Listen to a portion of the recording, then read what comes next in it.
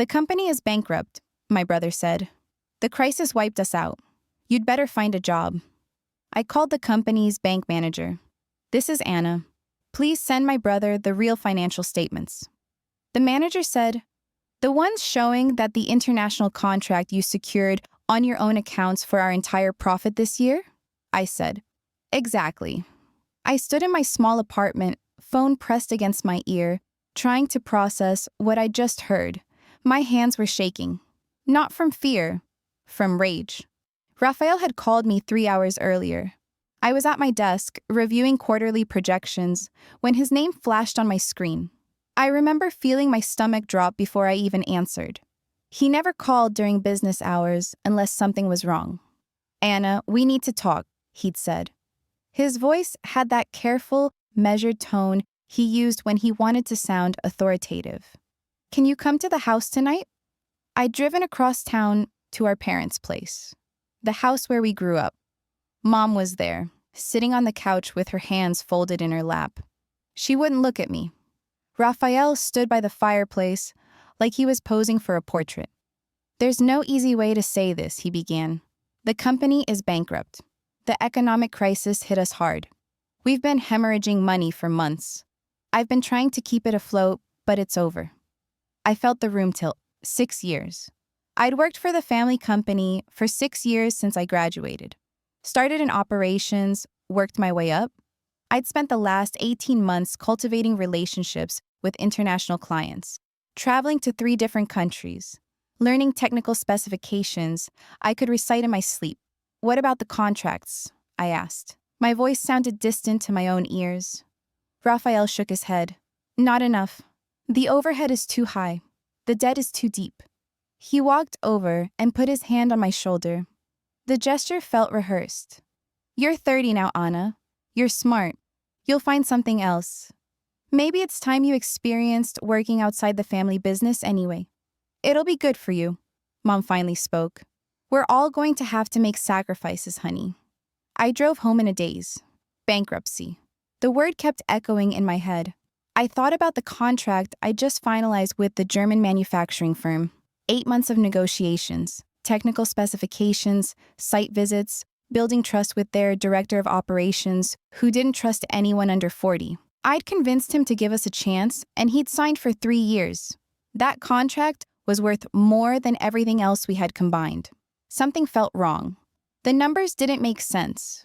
Raphael had always been defensive about me seeing the full financial picture. You focus on operations, he'd say. I'll handle the money side. But I wasn't stupid. I knew what our revenue looked like. I knew what that German contract meant. So I called James, our bank manager. I'd worked with him for years, since Dad first introduced us when I joined the company. He was careful, professional, but we'd built a rapport. Anna, he said when he answered. He sounded surprised. I wasn't expecting to hear from you. James, I need you to send Raphael the real financial statements. There was a pause. I'm sorry, what? The real ones. The ones showing that the international contract I secured on my own accounts for our entire profit this year. Another pause, longer this time. When James spoke again, his voice had changed. It was quieter, more careful. Anna, I'm not sure I should be discussing this with you. Your brother is the managing director. He handles all the financial communications. James, I kept my voice steady. I'm a stakeholder in this company. I'm listed as operations director in every contract I sign. I have a right to know if we're actually bankrupt or if someone is lying to me. I heard him exhale. We're not bankrupt. The words hung in the air between us. The German contract you brought in, he continued slowly, it's performing exactly as projected. Better, actually. They've already indicated interest in expanding the scope. As of last quarter, that single contract represents 73% of the company's net profit. I closed my eyes. So, we're not in financial trouble. No, you're not. Then why would Raphael tell me we are? James was quiet for a long moment. Anna, I really think you should discuss this with your brother directly. I shouldn't be in the middle of family matters. What else, James? What aren't you telling me? He sighed. Last week, Raphael submitted a request to transfer a significant amount of funds from the company's operating account to a personal account in his name. He cited it as emergency liquidity management. I flagged it as unusual and asked for additional documentation. He became quite insistent that I process it immediately. My mouth went dry. How much? $240,000. The number hit me like a physical blow. That's nearly half our liquid reserves. Yes? Did you process it? No, not yet. I told him I needed authorization from at least one other director. That's standard protocol for transfers of that size. He said he'd get back to me, but he hasn't.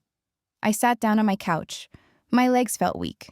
He told me the company is bankrupt. He told me I need to find another job.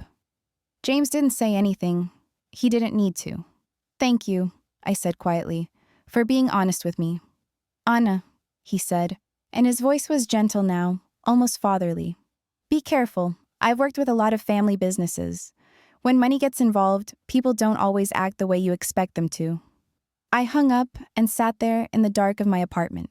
Outside, traffic hummed along the street. Someone laughed in the apartment above mine. Normal sounds, normal life.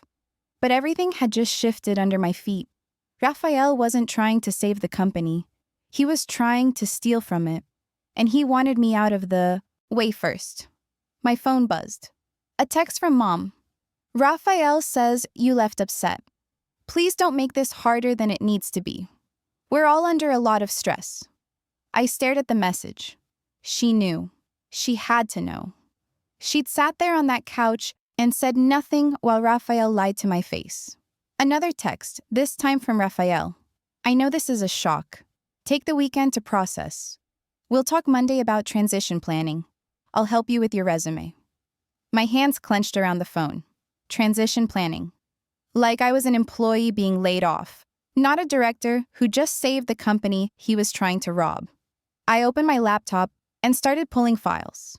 Every contract I'd ever signed, every email thread with the German client, every projection, every report, every piece of documentation that proved what I'd built. I backed it all up to a personal drive. Then I opened a new browser window and searched for employment lawyers who specialized in corporate fraud. It was 10 o'clock at night, but I felt wide awake. The shock was wearing off, replaced by something colder and sharper. I'd spent 6 years building something real. I'd worked 80-hour weeks. I'd learned German technical terminology. I'd flown to Munich 4 times to meet with people who initially wouldn't even take my calls. And Raphael thought he could just erase all of that with a lie. My phone rang. Raphael again? I didn't answer. He left a voicemail. Anna, I know you're upset, but you need to trust me on this. I'm trying to protect you. The less you know about the financial situation, the better. There are legal implications here. Just let me handle it.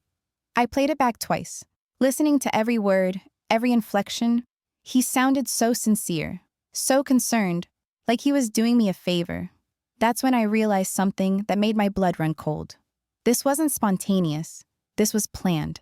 The bankruptcy story, the timing, the way Mom was positioned there as a witness. The script about me needing to move on. He'd been preparing this. And if he'd gone to this much trouble to push me out, there was more happening than just the transfer request James had mentioned. There had to be. I pulled up the company's shared drive and started going through financial folders I normally didn't access. Most of them required Raphael's approval to view. But there was one legacy folder from when Dad still ran things, back before he retired. Dad had given both of us full access years ago, and Raphael had probably forgotten it existed. I found the folder, clicked it open. Inside were old partnership agreements, incorporation documents, and my breath caught. There were draft documents dated from 2 months ago, a proposed sale agreement for the entire company. Raphael was negotiating to sell to Marcus Bennett, our biggest competitor. The same man who'd tried to poach me 3 times in the past 2 years. The same man whose company would absorb ours completely and eliminate any competition in our market sector. The proposed sale price was listed $4.2 million. I sat back, my heart pounding. Raphael wasn't just stealing from the company. He was trying to sell it entirely. And he needed me out first because I'd never agreed to it. Because my contracts, my relationships with the clients, they'd ask questions if I suddenly wasn't there. My phone rang again. Unknown number. I almost didn't answer, but something made me pick up. Is this Anna? A woman's voice, professional but warm. Yes. Who's this? My name is Patricia. I'm the executive assistant to the director at Hoffman Industries. The German contract? My pulse quickened. Yes, of course. Is everything okay? That's what I'm calling to ask you. We received a very strange email this afternoon from a Rafael Torres, claiming to be the primary contact for the contract going forward, but you're listed as our operations liaison in the agreement. The director wanted me to reach out directly and confirm that you're still with the company and that everything is stable on your end. I closed my eyes. He was already trying to cut me out of my own contract. Patricia, I said carefully, thank you for calling. Yes, I'm still very much involved. There have been some internal communications issues this week, but I can assure you nothing has changed with our commitment to Hoffman. Good. She sounded relieved. Between you and me, the director was concerned.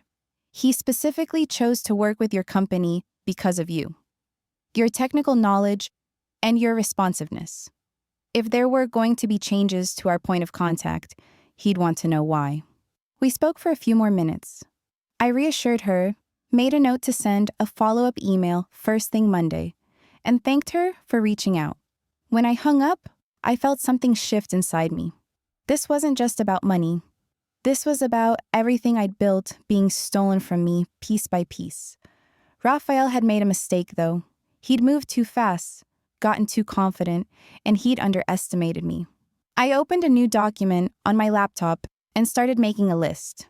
Every piece of evidence I had, every person who could verify my story, every step Rafael had taken that I could prove was fraudulent.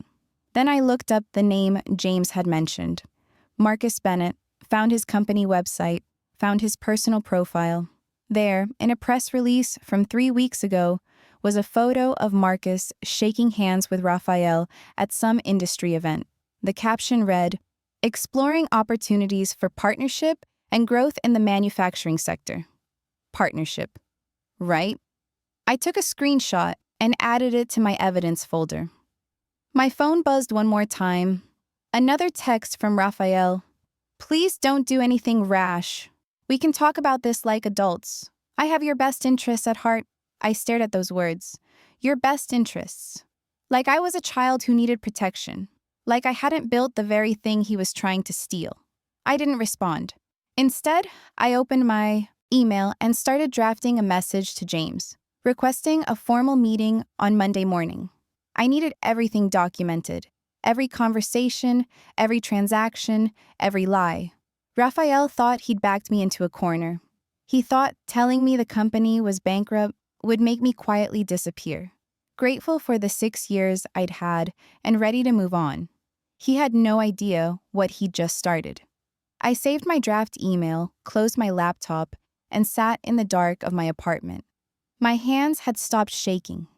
The rage had crystallized into something colder, clearer. I'd spent 6 years being the good daughter, the reliable employee, the one who didn't ask too many questions or push too hard.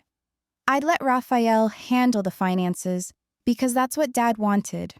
I'd accepted a smaller title and a smaller office and a smaller share of the credit because I was younger, because I was his sister, because family means being patient. But I'd also spent 6 years learning every single detail of how our company actually operated. I knew our suppliers, our clients, our processes.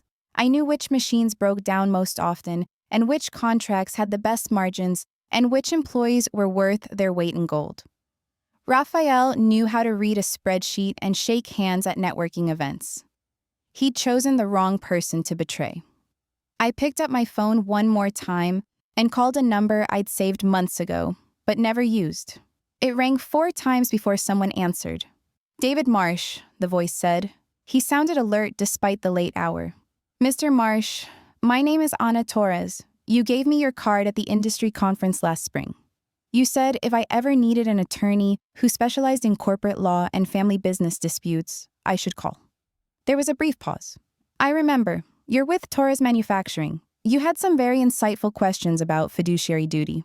I need to meet with you Monday morning. First thing, it's urgent. What's the situation? I took a deep breath. My brother is committing fraud, and he's trying to push me out of the company I helped build so he can sell it to our competitor. And I have proof. Another pause, longer this time. When David spoke again, his voice was sharp, focused. Can you be at my office at 7 a.m.? Yes. Bring everything you have. Documents, emails, texts, recordings if you have them. I'll clear my morning. Thank you. Anna, he said, and his tone softened slightly. Family business cases get ugly fast. Are you prepared for that? I thought about Raphael's face as he'd lied to me, about Mom sitting there silent, about 6 years of my work being erased like it never mattered. Yes, I said, I am. I hung up and finally let myself feel it. Not the rage anymore, something else, something that felt almost like grief, because I knew that after this, nothing would ever be the same. The family I'd grown up with, the brother I'd looked up to, the company I'd poured myself into, all of it was about to break apart. But if Raphael thought he could steal my work and discard me like I was nothing, he was about to learn exactly how much I'd been paying attention all these years. And that started Monday morning. Monday morning, I arrived at David Marsh's office at 6:45. I hadn't slept more than 3 hours all weekend. Every time I closed my eyes, I saw Raphael's face as he'd lied to me, that practiced concern in his voice. David's office was in a glass tower downtown, the kind of building that made you feel small when you walked into the lobby. His assistant wasn't even there yet, but he was waiting for me, coffee already brewing in a French press on his desk. You look like you need this more than I do, he said, pouring me a cup. I sat down and opened my laptop. I brought everything. For the next 2 hours, I walked him through it all. The bankruptcy lie, the transfer request James had flagged, the draft sale agreement I'd found, the email from the German client about Raphael trying to insert himself as their contact, the timeline of everything that had happened. David took notes, asked sharp questions, and didn't interrupt except to clarify details. When I finished, he sat back in his chair and was quiet for a long moment. This is more serious than I expected, he finally said. Your brother isn't just being opportunistic. This is systematic. The bankruptcy story was cover for pushing you out. The sale agreement shows intent. And trying to redirect your client relationships shows he understands that you're the asset he needs to neutralize first. Can we stop him? Yes. But it's going to require speed and precision. He's clearly moving on a timeline. David leaned forward. The transfer request James flagged is our first leverage point. As operations director, you have standing to demand a full financial review before any major fund transfers are approved. That's standard corporate governance. Raphael will fight it. Let him. The more he resists basic transparency, the worse he looks. And here's what he doesn't know. You have the client relationships. The German contract alone makes you indispensable to any legitimate buyer. If Raphael tries to sell the company without you, the valuation drops by at least 60%. I felt something loosen in my chest. So, what do we do first? You're going to send a formal email to James at the bank, copying me as your legal counsel. You'll request an immediate hold on all major transfers pending a full audit of company finances. You're within your rights as a director to request this. And Raphael? He'll know something is wrong the moment that email goes out. So we need to be ready for his response. David opened a calendar on his computer. I'm going to file a motion for an emergency shareholders meeting. If your father is still listed as the majority shareholder, even though he's retired, we'll need his proxy or his presence. My stomach dropped. My father has been in poor health. He hasn't been involved in the business for 2 years. Does Raphael have power of attorney? I don't know. I don't think so. Find out today. Because if Raphael has legal control over your father's shares, this gets much more complicated. I nodded, trying to process everything. David continued laying out the strategy. Documentation we'd need, witnesses we might call, legal grounds for blocking the sale. It was overwhelming, but it was also concrete, a plan, something I could actually do. One more thing, David said, as I was packing up my laptop. Your brother is going to come at you personally.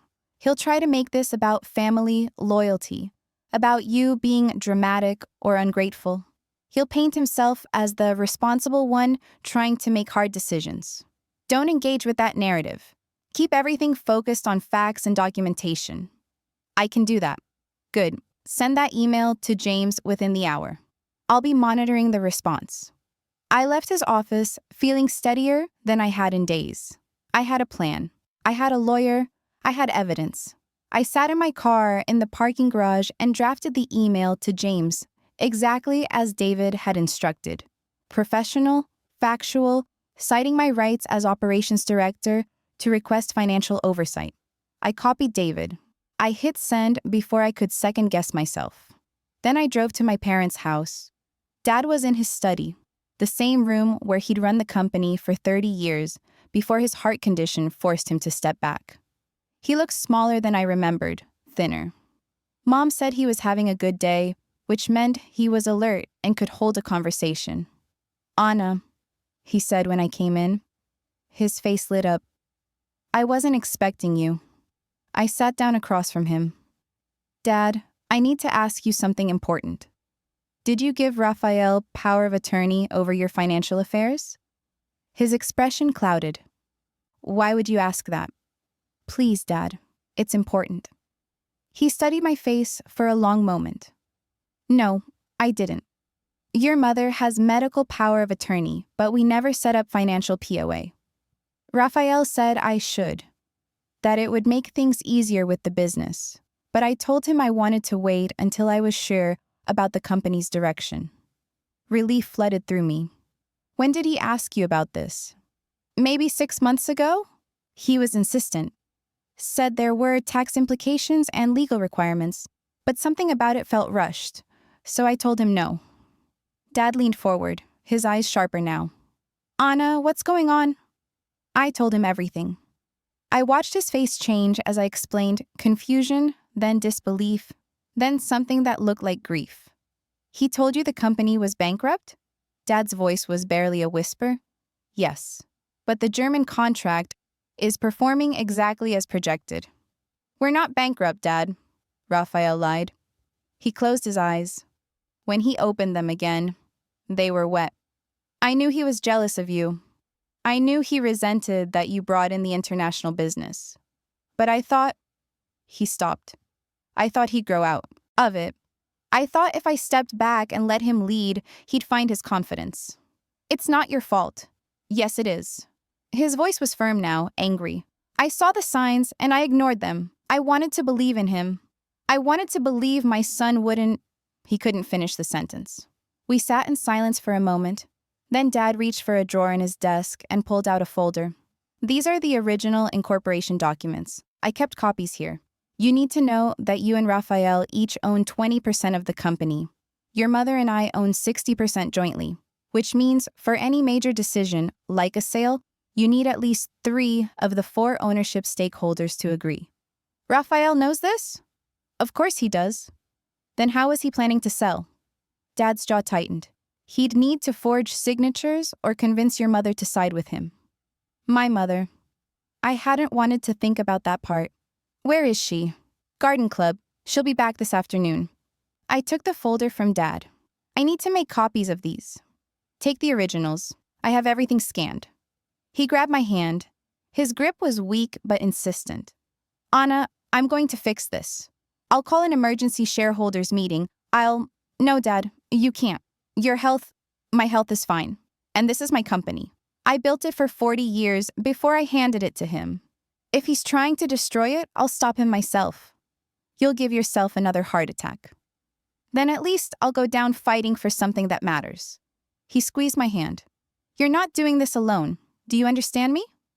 I nodded, not trusting myself to speak. My phone buzzed.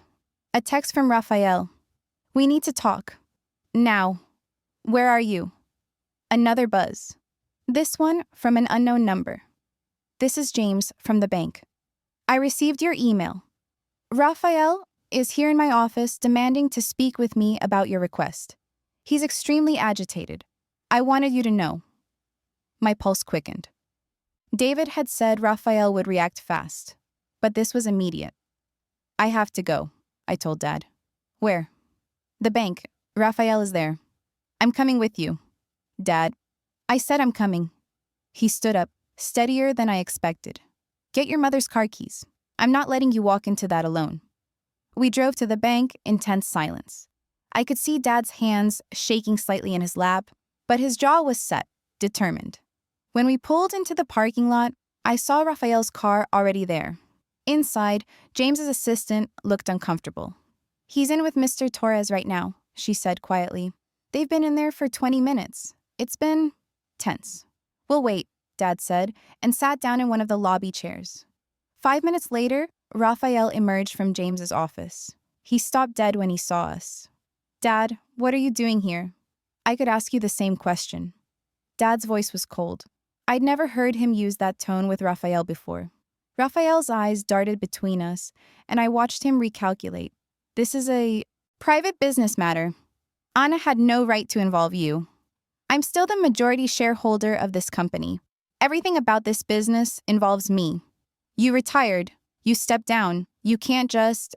I can do whatever I want. It's my company. James appeared in his doorway.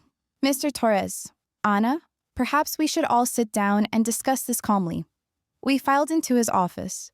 It was cramped with 4 people, and the tension was suffocating.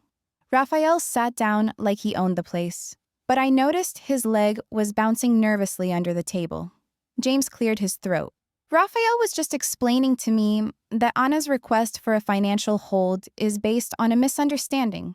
He assures me that the transfer in question was a standard operational expense that he has full authority to authorize. Then he won't mind showing us the documentation for that expense, I said calmly. Raphael's jaw tightened. I don't have to justify every business decision to you. Yes, Dad said quietly. You do. You're the managing director, not the owner. And if my daughter, who is also a director, requests financial oversight, you provide it. This is ridiculous. Raphael stood up. I've been running this company for 2 years. I've kept it afloat during the worst economic crisis in a decade. And now, because Anna gets paranoid about one transfer, I'm supposed to... Sit down.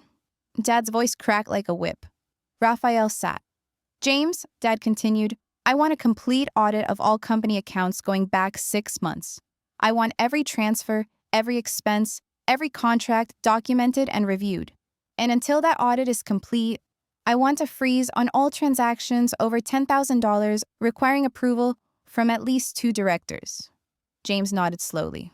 I can arrange that. You can't do this, Raphael said.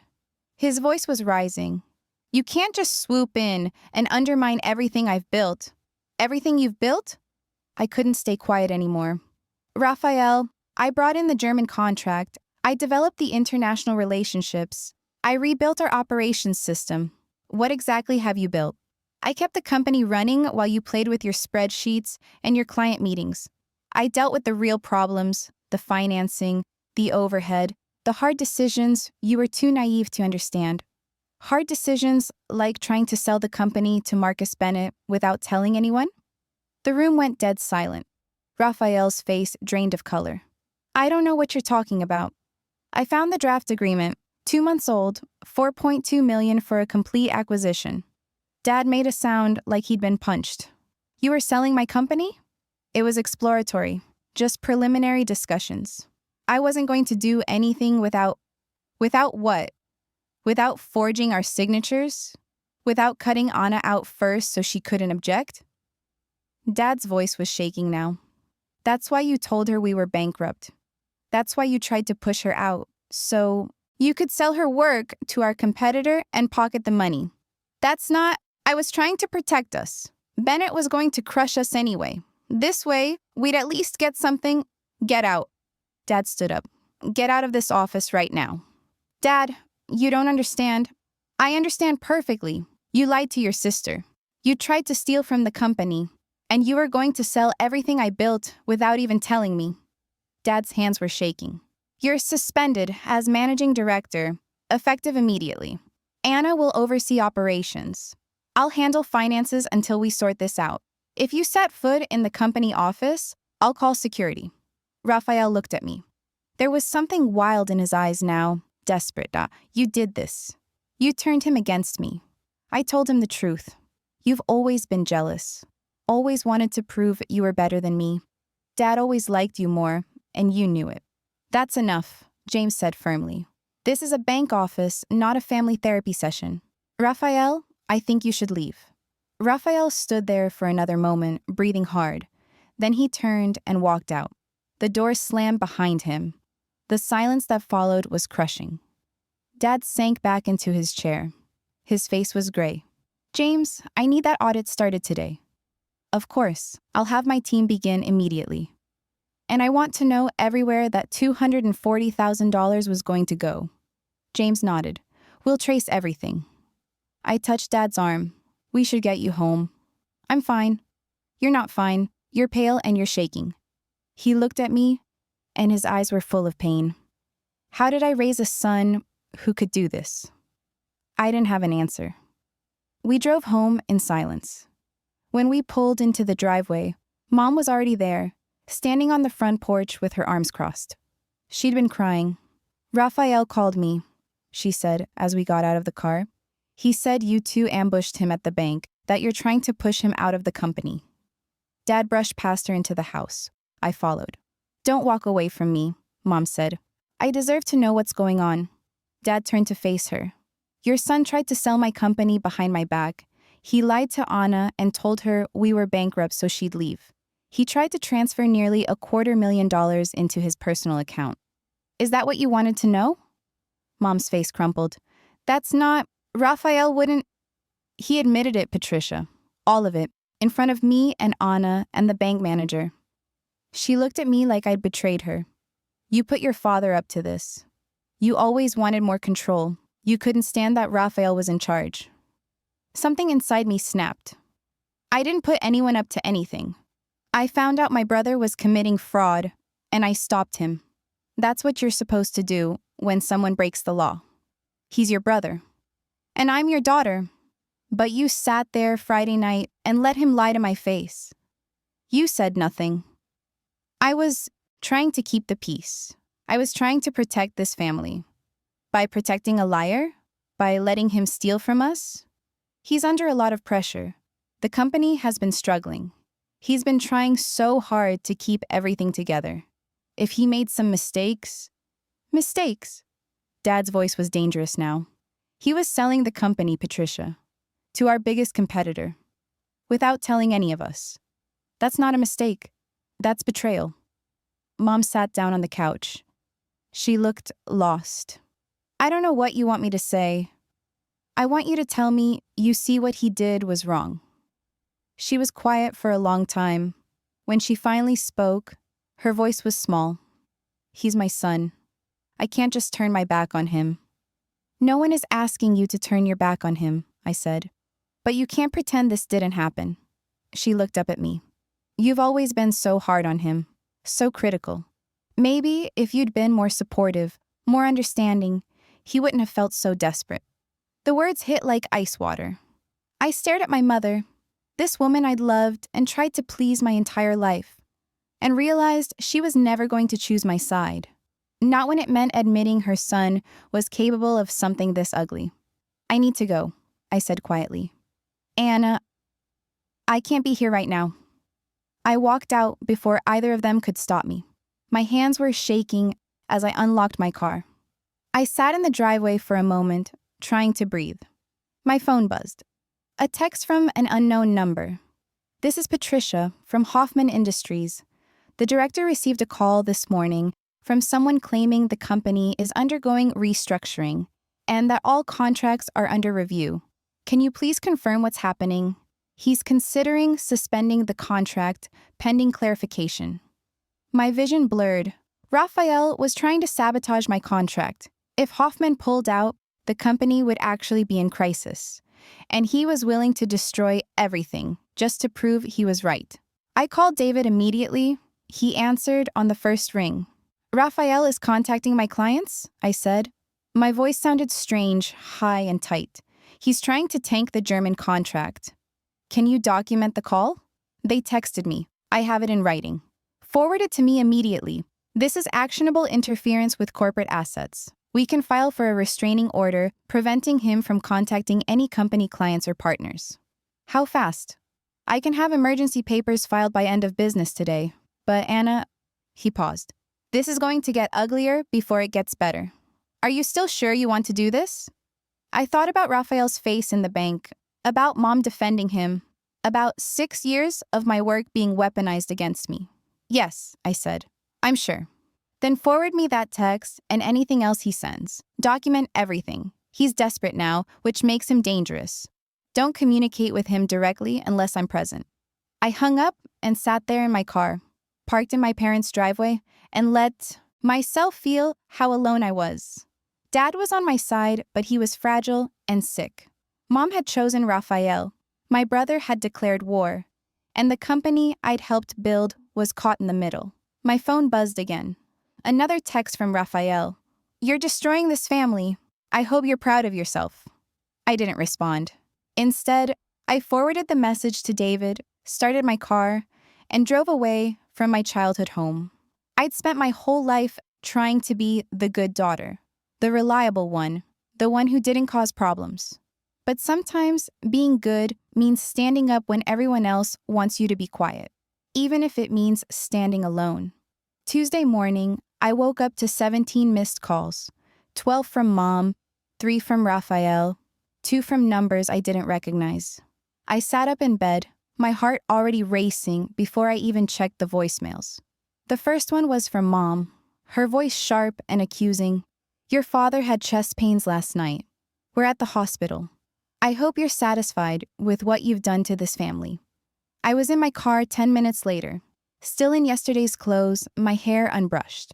The drive to the hospital felt endless. Every red light was a personal attack. Every slow driver was a conspiracy to keep me from getting there. Dad was in a private room on the cardiac floor. Mom was sitting beside his bed, holding his hand. She looked up when I came in, and her face hardened. You shouldn't be here, she said. He's my father. He's in the hospital because of the stress you caused. Dad opened his eyes. Patricia, stop it. His voice was weak but firm. Anna, come here. I walked to the other side of the bed. He looked smaller under the white hospital sheets, more fragile. An IV ran into his arm, and monitors beeped steadily beside him. What happened? I asked. Chest pains around midnight. They ran tests. It wasn't a full heart attack, but it was close. The doctor says I need to reduce stress. He squeezed my hand. This isn't your fault. Don't let anyone tell you it is. If she hadn't started all this, Mom began. If Raphael hadn't tried to steal from us, none of this would be happening. Dad cut her off. Don't rewrite history to make yourself feel better about choosing the wrong side. Mom's face crumpled, but she didn't say anything else. The silence in that room was suffocating. A doctor came in, checked Dad's vitals, and told us he'd need to stay for observation for at least 48 hours. No work discussions, she said firmly, looking directly at me and Mom. He needs complete rest, mental and physical. After she left, Dad looked at me. What's happening with the company? Dad, you heard the doctor. I heard her. Now tell me what's happening. I glanced at Mom, who was staring out the window, her jaw tight. David filed for a restraining order yesterday. Raphael can't contact any of our clients or partners, but Hoffman Industries is still spooked. I have a call scheduled with their director this afternoon to reassure him. Can you save the contract? I think so. If I can convince him this was an isolated incident, that the company is stable under new management. New management meaning you? I guess so. Dad nodded slowly. Good. You should have been running operations from the beginning. I should have seen that. He closed his eyes. I'm sorry I didn't. Rest, Dad. We'll figure this out. I stayed for another hour, mostly in silence. Mom didn't speak to me once. When visiting hours ended, I left feeling hollowed out and exhausted. My phone rang as I got to my car. David. The restraining order was granted, he said. Raphael is legally prohibited from contacting any company clients, partners, or employees for the next 30 days. If he violates it, he'll be held in contempt. Thank you. How's your father? Stable. But he needs to stay out of this now. The stress is too much. Understood. Which means you're going to need to step up as the primary decision maker. Are you ready for that? Was I? 3 days ago, I was operations director, happy to focus on my contracts and let Raphael handle the bigger picture. Now, I was effectively running the company while my brother tried to burn it down and my mother blamed me for everything. I don't have a choice, I said. That's not what I asked. I took a deep breath. Yes, I'm ready. Good. Because we have a problem. I got a call this morning from Marcus Bennett's attorney. He's claiming that Raphael had verbal authorization from your father to explore sale options, and that any interference with those negotiations constitutes tortious interference with a prospective business relationship. My stomach dropped. That's a lie. Dad never authorized anything. I know, but Bennett is building a case that the sale was legitimate and that you sabotaged it for personal gain. He's threatening to sue you personally for damages. Can he do that? He can try. It won't hold up, but it'll tie us up in litigation for months, and it'll damage your credibility with current clients, which is exactly the point. I leaned my head against the steering wheel. Raphael gave him this strategy. He's feeding Bennett information to use against me. Almost certainly, which is why we need to move fast. I'm calling an emergency shareholders meeting for Friday. With your father in the hospital, he can designate a proxy to vote his shares. I'm assuming he'll designate you. My mother has joint ownership with him. What if she votes with Raphael? David was quiet for a moment. Then it becomes a deadlock. 20% each for you and Raphael, 30% each for your parents. If they split, nothing moves forward. So Raphael just needs to convince my mother to side with him, and he can block everything I try to do. Yes. I closed my eyes. Mom had already shown me where her loyalty lay. She'd blame me for Dad's hospitalization, for the family falling apart, for not just staying quiet and letting Raphael do whatever he wanted. I need to talk to her, I said. Anna, I don't think that's a good idea right now. Emotions are too high. I don't have a choice. If she votes with Raphael on Friday, we're finished. I hung up and sat in the hospital parking lot, trying to figure out what I was going to say. How do you convince someone to choose you when they've already decided you're the villain? My phone buzzed. A text from Raphael. Dad's in the hospital because of you. I hope you can live with that. I stared at the message, feeling something cold settle in my chest. He was weaponizing Dad's health, trying to make me feel guilty enough to back down. Another text. It's not too late to fix this. Drop the legal action, let me handle the sale to Bennett, and we can all move forward. Keep fighting and you'll destroy what's left of this family. I forwarded both messages to David without responding. Then I called the number for Hoffman Industries. Patricia answered on the second ring. Anna, thank goodness. The director has been very concerned. I know. I'm so sorry for the confusion. Can we schedule a video call? I'd like to address his concerns directly. He's available in 30 minutes if that works for you. Perfect. Send me the link. I drove to a coffee shop with reliable Wi-Fi and set up my laptop at a corner table. When the video call connected, Dieter Schmidt's face filled the screen. He was in his 60s, gray-haired and serious, the kind of man who'd built his company through precision and reliability. Anna, he said. His accent was thick, but his English was perfect. Please explain what is happening with your company. I'd prepared for this. I'd rehearsed what I was going to say. But sitting there, looking at this man who'd trusted me, who'd given me a chance when he didn't trust anyone, I couldn't lie or minimize. The truth is, my company is going through a serious internal conflict, I said. My brother, who was managing director, attempted to sell the company without proper authorization. I discovered this and took legal action to stop it. He retaliated by trying to undermine our client relationships, including yours. I want you to know that he is no longer in a position of authority.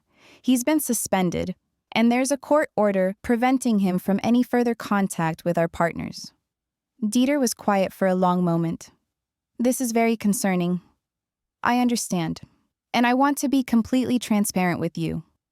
My father, who is the majority shareholder, suffered a medical emergency yesterday due to the stress of this situation. He's stable, but he'll need to step back from active management, which means I'm assuming full operational control.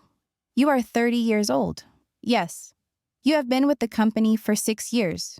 Yes. And now you are telling me you are running it alone.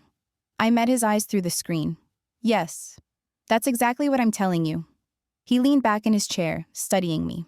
The contract we signed is worth a significant amount of money. It represents a major commitment from my company. I need to know that commitment will be honored. It will be. I personally negotiated every aspect of that contract. I understand your specifications, your timeline, your quality requirements. The technical team I assembled is still in place. Nothing about our operational capacity has changed except who signs the paperwork. And your brother? He cannot interfere? There's a legal order preventing him from any involvement. If he violates it, he'll face criminal contempt charges. Dieter was quiet again. Then, I worked with many young managers in my career. Most of them think confidence is the same as competence. But you are different. When you came to Munich, you did not pretend to know everything. You asked questions. You listened. You learned our requirements before you promised anything. That's how I was trained, by my father. Your father is a good man. I spoke with him several times during negotiations. He was very proud of you. My throat tightened. He still is. So I will ask you directly. Can you deliver on this contract without him? Without your brother? With your company in crisis? I thought about the last 6 years. Every site visit, every technical specification I'd memorized, every relationship I'd built with suppliers and logistics partners. I thought about the team I'd trained, the systems I'd implemented, the backup plans I'd created for every possible failure point. Yes, I said. I can deliver. Dieter nodded slowly. Then we continue. But I want weekly progress reports sent directly to me. Any delays, any problems, you tell me immediately. No surprises. Agreed. Thank you for trusting me. I trust your work. That has not changed. He paused. But Anna, you should know. Your brother contacted Marcus Bennett yesterday. Bennett called me this morning trying to acquire our contract as part of a larger package deal. He suggested your company was failing and that he could provide better service. My blood went cold. What did you tell him? I told him we have a binding contract with Taurus Manufacturing and we honor our commitments. But he was very persistent. He implied there would be financial incentives if we switched. Did he say how much? 20% discount on the first year's deliverables. That was impossible. Bennett couldn't offer that kind of discount unless he was willing to lose money, which meant this wasn't about profit. This was about destroying me. Thank you for telling me, I said carefully. And thank you for honoring our contract. Business is built on relationships, not discounts. You earned our trust. That matters. After the call ended, I sat there staring at my laptop screen. Raphael had given Bennett everything. Client lists, contract values, operational details. He was feeding our competitor intelligence about our most valuable assets, and Bennett was using it to try to poach my clients. I called David. Immediately. Bennett is actively trying to steal the Hoffman contract, I said. Raphael gave him confidential information. This is corporate espionage. Can you prove Raphael gave him the information? How else would Bennett know the exact terms of our contract? The discount structure? That's not public information. We'll need documentation, emails, messages, something that shows Raphael transmitted confidential data to Bennett. I can get into the company email server. Raphael's account is still active. Absolutely not. That could be construed as unauthorized access. We need to do this legally. Then how? I'll file a motion to compel discovery.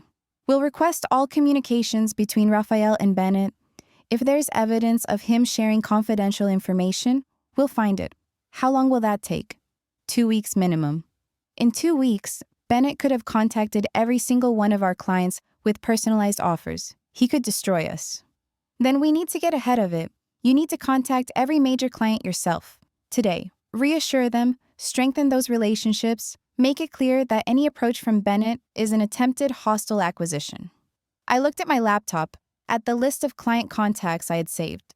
15 major accounts, 27 smaller ones. Each one represented hours of work, months of relationship building. I'll start now, I said. I spent the rest of the day in that coffee shop making calls. Some went well, clients who knew me, who trusted me, who weren't interested in switching regardless of what Bennett offered. But others were cautious, concerned. They'd heard rumors about internal problems. They wanted reassurance that the company was stable. By 6 p.m., I'd contacted everyone on the critical list. My voice was hoarse, my laptop battery was dying, and I had a splitting headache. But I'd done it. I'd protected what I could. I was packing up when my phone rang. "Mom, can you come to the hospital?" she asked. Her voice was different now, smaller. "Is Dad okay?" "He's fine, but we need to talk. Just the two of us." I drove back to the hospital with my stomach in knots. Mom was in the waiting room, not in Dad's room. She stood when she saw me. "Let's go to the cafeteria," she said. We got coffee neither of us wanted and sat at a table in the corner. Mom looked older than I'd ever seen her, tired in a way that went beyond lack of sleep. "Your father told me what Raphael really did," she said quietly. "Not the version Raphael gave me, and the real version, with the documents from the bank." I didn't say anything. I didn't want to believe it. I kept thinking there must be an explanation, that maybe you'd misunderstood, or taken something out of context. She looked down at her coffee. "But your father showed me the sale agreement, the falsified signatures, the timeline of when Raphael tried to push you out." "Why are you telling me this?" "Because I owe you an apology. I took his side without hearing yours. I blamed you for the consequences of his actions." Her voice cracked. "You're my daughter, and I chose to believe you were the problem instead of him." Something in my chest loosened, just slightly. "Why now?" "What changed?" "Raphael came to see your father this morning. I was getting coffee, and when I came back, I heard them arguing. Raphael was telling your father that if he didn't vote to approve the sale on Friday, he'd never see him again. That he'd cut off all contact, keep any future grandchildren away. He was threatening him." I felt sick. Dad's in the hospital with a heart condition, and Raphael was threatening him? Yes. And when I confronted Raphael about it, he told me I needed to choose, him or you, that I couldn't support both of you. She finally looked at me. He said I had to vote with him on Friday or he'd consider me the enemy too. What did you say? I told him to leave, and I told him I needed time to think. She reached across the table and took my hand. "Anna, I've been a terrible mother to you these past few days. I'm so sorry." I wanted to pull away. Part of me wanted to tell her it was too late, that she'd shown me who she really was when it mattered. But I was so tired. And she was crying now, actually crying. "I need to know something," I said. "On Friday, at the shareholders' meeting, how are you going to vote?" Mom was quiet for a long moment. "What do you think I should do?" "I think you should vote for what's right, not what's easy." She nodded slowly. "Your father wants to give you his proxy, give you control of his votes. Will you let him?" "Yes." She squeezed my hand. "And I'll vote with you. Not because you're my daughter, but because you're the only one who's been honest through all of this." I felt tears burning behind my eyes. "Thank you." "Don't thank me yet. Raphael is going to be furious. This is going to get worse before it gets better." She had no idea how right she was. That night, I went home and collapsed on my couch. My phone had been buzzing all evening with messages I hadn't checked. Now, finally, I looked. There were 3 texts from numbers I didn't recognize. All of them said variations of the same thing. Heard about the problems at Taurus Manufacturing. We're considering other suppliers. Thanks anyway. 3 clients. 3 accounts I hadn't even talked to yet. Gone. And 1 email from Marcus Bennett himself, sent to my personal address somehow. "Anna, I think we both know where this is heading. Your company is falling apart. Your family is at war. Your father is sick. Why keep fighting? Sell to me now. Get fair value and move on with your life. This doesn't have to be ugly. Call me. I forwarded the email to David and then sat there in the dark, trying to breathe. Raphael and Bennett were coordinating. They were systematically trying to destroy everything I'd built, piece by piece. And even with Mom's support, even with Dad's proxy, I was one person trying to hold together a company that was under siege. My phone rang, unknown number. I almost didn't answer, but something made me pick up. Ana Torres? A woman's voice, professional and cold. Yes? This is Jessica Hartman from the State Attorney General's office. I'm calling regarding a complaint filed against you for corporate fraud and breach of fiduciary duty. We'll need you to come in for questioning on Thursday at 9 a.m. You're advised to bring legal representation. The floor dropped out from under me. What complaint? Who filed it? I can't disclose that information over the phone. You'll receive formal notification in writing tomorrow. Do you understand the requirement to appear on Thursday? Yes, I understand. She hung up. I called David. He answered immediately. What's wrong? The Attorney General's office just called. Someone filed a complaint against me for corporate fraud. They want me to come in for questioning on Thursday. David swore, which I'd never heard him do before. This is Raphael. He's trying to flip the narrative, make you look like the criminal instead of him. Can he do that? He can file a complaint. Whether it has merit is another question. But timing this right before the shareholders' meeting is strategic. If you're under investigation, it undermines your credibility with the board. So what do? You show up on Thursday with me, you answer their questions truthfully, and you provide documentation that proves everything you did was legal and in the company's best interest. Raphael is betting that you'll panic and back down. We're not going to give him that satisfaction. After I hung up, I sat in the dark of my apartment and let myself finally feel the weight of everything that had happened. 5 days ago, I'd had a brother, a family, a job I loved. Now I had legal battles, a dying company, a father in the hospital, and a criminal investigation hanging over my head. Raphael had been jealous of me. But instead of working harder, instead of proving himself, he decided to destroy me. And he was willing to burn everything down to do it. My phone buzzed one more time. A text from Raphael. Last chance. Drop everything and let me fix this, or I'll make sure you lose everything. Your choice. I looked at that message for a long time, and then I deleted it, turned off my phone, and went to bed. Because in the morning, I was going to start fighting back. For real this time. Thursday morning arrived like a verdict.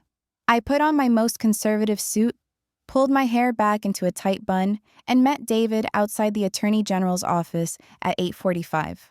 He was carrying a briefcase that looked substantial enough to stop a bullet. Remember, he said as we walked in, answer only what they ask. Don't volunteer information. Don't let them make you defensive. You've done nothing wrong. The interrogation room was smaller than I expected. Gray walls, a metal table, 3 chairs. Jessica Hartman was already there, along with a man she introduced as Special Investigator Mark Chen. Thank you for coming in, Jessica said, though her tone made it clear this wasn't a request I could have declined. We're investigating allegations of corporate fraud, breach of fiduciary duty, and misappropriation of company assets. My stomach dropped, but David's hand on my arm steadied me. Before we begin, David said, I'd like to see the formal complaint.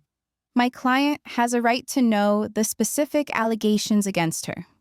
Jessica slid a folder across the table. David opened it, and I watched his jaw tighten as he read. After a moment, he turned it so I could see. The complaint was filed by Raphael, but it wasn't what I expected. He was claiming that I had systematically undermined his authority as managing director, stolen confidential client information, colluded with the bank manager to freeze legitimate business transactions, and conspired with our father to force him out of the company so I could take control and sell it myself. Every single thing he'd actually done, he was accusing me of. This is projection, David said flatly. Every allegation in this complaint describes actions taken by Rafael Torres, not my client. That's for us to determine, Mark said. Let's start with the bank account freeze. Ms. Torres, did you contact James Morrison at First National and request that he halt a transfer of company funds? Yes. Why? Because James had flagged the transfer as unusual and potentially fraudulent. As operations director, I had standing to request a financial review before major transfers were approved. But you're not the managing director? Your brother was? Why did you feel you had authority to override his decisions? I wasn't overriding his decisions. I was exercising my rights as a stakeholder and director to request transparency in financial matters. Jessica leaned forward. Let me ask this differently. Did you or did you not tell James Morrison to send your brother the real financial statements, implying that there were false statements being circulated? I felt the trap closing. Yes, I said that. So you were accusing your brother of financial fraud. I was accusing him of lying about the company being bankrupt when it wasn't. And how did you know it wasn't bankrupt? Because I had personally secured a contract worth 73% of our annual revenue. The numbers didn't make sense. Mark typed something on his laptop. This German contract, Hoffman Industries, that's worth approximately $3.2 million over 3 years? Yes. And you negotiated this contract yourself, without your brother's involvement? Yes. That was my responsibility as operations director? Convenient, Jessica said. You build a major client relationship independently. Then, when your brother tries to make financial decisions, you use that relationship as leverage to claim he's incompetent. That's not what happened. David held up his hand. Let me stop you. There, my client didn't claim Raphael was incompetent. She discovered he was attempting to sell the company to a competitor without proper authorization, and she took appropriate legal action to stop it. According to Raphael's statement, Mark said, he was exploring strategic options to save a failing company, and your client sabotaged those efforts for personal gain. Do you have any evidence that the company was actually failing? David asked. Jessica and Mark exchanged a glance. We have Raphael's testimony about declining revenue and mounting debts. Do you have bank statements, audit reports, tax filings, any actual documentation? We're in the process of gathering financial records. Then you'll find that Torres Manufacturing is profitable and stable, and that Raphael's claims of bankruptcy were fabricated to justify pushing my client out of the company. David pulled documents from his briefcase. I have bank statements showing healthy cash reserves, contract documentation proving consistent revenue, and emails from Raphael to Marcus Bennett discussing the sale of the company without board approval. He slid the papers across the table. Jessica picked them up, scanning through them. Her expression didn't change, but I saw her shoulders tense slightly. Where did you get these? She asked. Through legitimate discovery requests as part of ongoing civil litigation, everything here is documented and verified. Mark leaned back in his chair. Ms. Torres, let me ask you directly. Did you collude with your father to force your brother out of the company? No. My father suspended Raphael after learning he'd attempted to sell the company without authorization and had tried to transfer $240,000 to a personal account. That transfer, Jessica said, Raphael claims was for operational expenses that required immediate payment. Then he should have been able to produce receipts or documentation. He couldn't. Or you prevented him from accessing company records to retrieve that documentation. I felt my frustration building. I didn't prevent him from anything. He was suspended by my father, who is the majority shareholder. This isn't about me versus Raphael. This is about protecting company assets from fraud. From your perspective, Mark said, from Raphael's perspective, you manipulated your sick father into taking your side against his own son. Something in me snapped. My father had chest pains and was hospitalized because of the stress Raphael caused. Raphael then went to the hospital and threatened to cut off all contact unless my father voted to approve the fraudulent sale. That's not manipulation on my part. That's extortion on his. The room went quiet. Jessica and Mark looked at each other again. Can you prove that? Jessica asked. My mother was present. She heard the entire conversation. David added, and we can provide hospital records showing the timing of Mr. Torres Sr.'s admission and Rafael's visit. Mark closed his laptop. All right, we'll need to corroborate some of these details. Ms. Torres, don't leave the state without notifying us. We may have additional questions. Is she being charged with anything? David asked. Not at this time, but the investigation is ongoing. We left the building, and I didn't breathe properly until we were back in David's car. That was a fishing expedition, David said. They don't have evidence. Rafael filed the complaint hoping you'd panic and incriminate yourself, or that the investigation itself would damage your credibility. Did it work? Not even close. They'll talk to your mother, verify the timeline, look at the financial records. When everything you said checks out, and everything Rafael claimed falls apart, this complaint will be dismissed. How long will that take? 2 weeks? Maybe 3. The shareholders' meeting is tomorrow. I know, which is why we need to focus on that. The criminal complaint is a sideshow. Rafael's real play is still trying to force the sale through. My phone rang. An unknown number. I answered cautiously. Ana Torres? A man's voice, gravelly and unfamiliar. Yes? This is Thomas Reeves. I'm a private investigator. Marcus Bennett hired me to conduct due diligence on your company. I need to ask you some questions about operational capacity and client relationships. I covered the phone and whispered to David, private investigator working for Bennett. David shook his head firmly and held out his hand. I gave him the phone. This is David Marsh, Ms. Torres' attorney. All inquiries regarding Torres Manufacturing should go through me. Do not contact my client directly again. He hung up. They're getting desperate, he said. Bennett is trying to gather ammunition for tomorrow's meeting. He wants to argue that your company is unstable and that selling to him is the only viable option. What do? We prepare. I need you to pull together every piece of documentation that proves operational stability. Client contracts, revenue projections, employee retention rates, supplier relationships, everything that shows the company is not only surviving but thriving under your leadership. I spent the rest of Thursday doing exactly that. I worked from my apartment, surrounded by printouts and spreadsheets, building a comprehensive picture of everything I'd accomplished. The Hoffman contract, secured and performing ahead of schedule. 3 other international clients I'd brought in over the past 18 months. A 15% reduction in operational costs through process improvements I'd implemented. An employee satisfaction survey showing 92% confidence in leadership. Every number, every metric, every data point told the same story. I was good at my job. The company was stronger because of my work. Around 7 p.m., my phone rang. Mom. How did it go today? She asked. With the Attorney General? About as well as it could.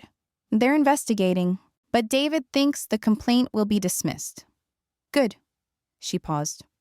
Rafael called me this afternoon. My chest tightened. What did he say? He apologized. Said he'd been under tremendous pressure and made some mistakes. He asked me to reconsider my vote tomorrow.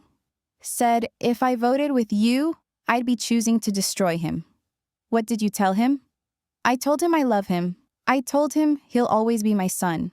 But I also told him that loving someone doesn't mean protecting them from the consequences of their choices. Her voice cracked. He hung up on me. Mom, I'm sorry. Don't be. You were right. I chose comfort over truth for too long. Tomorrow, I'm choosing truth. After we hung up, I sat there feeling the weight of what was about to happen. Tomorrow, at the shareholders' meeting, we would effectively end Rafael's career at the company he'd expected to inherit. Mom would vote against her own son. Dad would use his proxy to support me over Rafael. Our family would never be the same, but there was no other choice. Not anymore. Friday morning, I arrived at the lawyers' conference room where the shareholders' meeting was being held. David had arranged for a neutral location, somewhere Rafael couldn't claim the home advantage. Dad was there already, looking pale but determined. Mom sat beside him, her hands folded tightly in her lap. David was reviewing documents at the head of the table. Rafael arrived 10 minutes late with his own attorney, a sharp-looking woman named Victoria Chen, who had a reputation for aggressive corporate litigation. We took our seats across from each other. Raphael wouldn't look at me. The meeting was called to order. David outlined the agenda: review of current financial status, discussion of leadership structure, vote on proposed sale to Bennett Industries. Victoria spoke first. My client believes this meeting is premature. There's an ongoing criminal investigation into Ana Torres that should be resolved before any major business decisions are made. That investigation, David countered, was initiated by your client as a strategic maneuver to undermine Ms. Torres's credibility. It has no merit and will be dismissed. That's speculation. It's fact. The complaint consists entirely of actions taken by Rafael Torres that he's attempting to project onto his sister. The Attorney General's office will see through it quickly. Victoria opened her briefcase. We have affidavits from 3 former employees who claim Ana Torres created a hostile work environment and mismanaged client relationships. Let me see those, David said. She handed them over. David scanned them quickly, then looked up with something like disgust on his face. These employees were all fired by Rafael for performance issues before he was suspended. This is retaliation, not legitimate testimony. Your interpretation, easily verified. We can subpoena HR records. Dad cleared his throat. Everyone turned to look at him. I've heard enough. Victoria, your client lied to me about the company being bankrupt. He attempted to sell my life's work without my consent. He threatened me in a hospital bed. I don't care what affidavits you've manufactured. I'm voting against the sale to Bennett. And I'm voting to permanently remove Rafael from any leadership position in this company. Rafael finally looked up. Dad, please, and just listen. I'm done listening. You had every chance to do this right. You chose lies and manipulation instead. I was trying to save the company. By selling it? Dad's voice rose. By cutting out your sister? By stealing from us? I wasn't stealing. That transfer was for operational expenses. Then show us the receipts, I said quietly. Rafael turned to me. The look in his eyes was pure hatred. You destroyed this family. You turned everyone against me. I hope you're happy. I'm not happy. I'm heartbroken. You are my brother, and you chose money over me. You chose yourself over family. You always have. Mom spoke for the first time. Rafael, stop. Please just stop. She was crying now. Ana didn't do this to you. You did it to yourself. You're taking her side? I'm taking the side of truth. And the truth is that you lied, you stole, and you tried to destroy your sister rather than admit you were wrong. Rafael stood up so fast his chair fell backward. Fine. Take her side, all of you. But you're making a mistake. Without me, this company will fail. And when it does, don't come looking for my help. He walked out. Victoria gathered her papers. We'll be filing a lawsuit for wrongful termination and breach of contract, she said. Then she followed him. The door closed, and the silence was deafening. David cleared his throat. Let's proceed with the formal vote.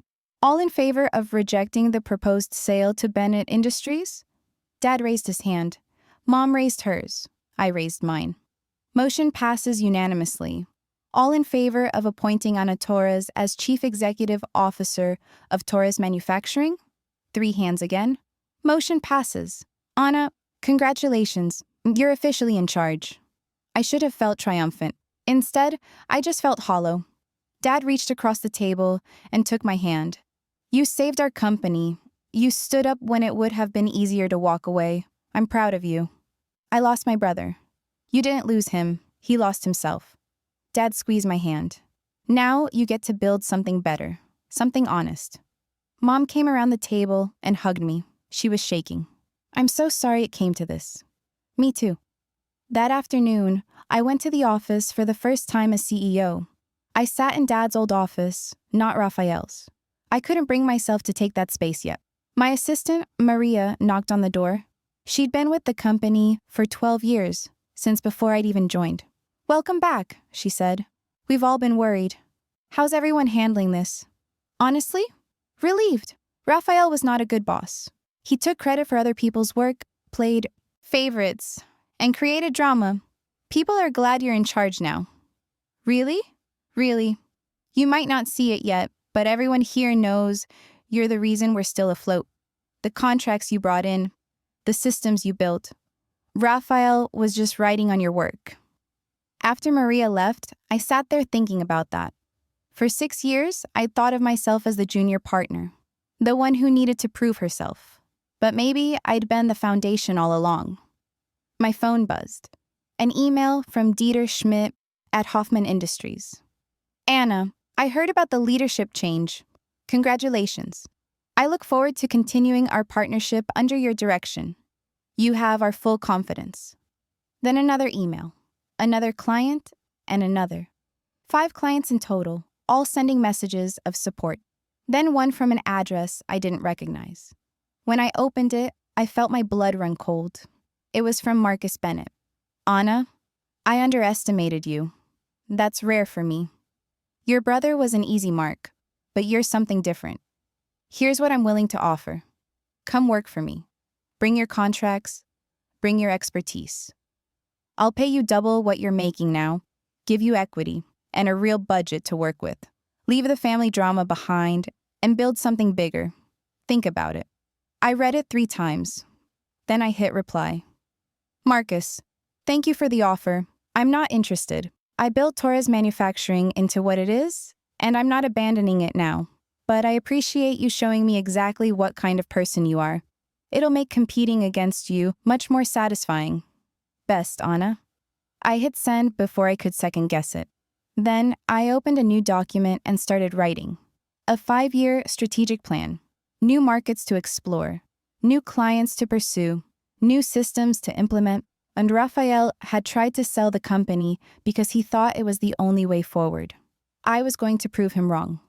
That evening, I went back to the hospital to see Dad. He was being discharged the next morning, cleared to go home with strict instructions about stress management and rest. How was your first day as CEO? He asked. Overwhelming, terrifying, exciting. That sounds about right, he smiled. Your grandfather founded this company in 1952, started with 3 employees and 1 client, built it up over 40 years before I took over.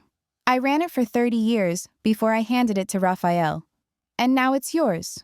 Dad, let me finish. I made a mistake giving it to Raphael. I thought keeping it in the mail line mattered. I thought he needed it more than you did because you were smart enough to succeed anywhere. But that was my ego talking, not my judgment. You were always the right choice. I just couldn't see it. You were trying to be fair. I was trying to be traditional. There's a difference.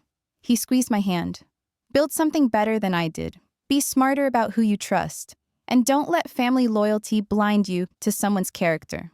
I'll try. You'll do more than try. You're stronger than Raphael ever was. Stronger than I was at your age. I stayed with him until visiting hours ended, then drove home through the dark city streets. It was Friday night, and the weekend stretched ahead of me.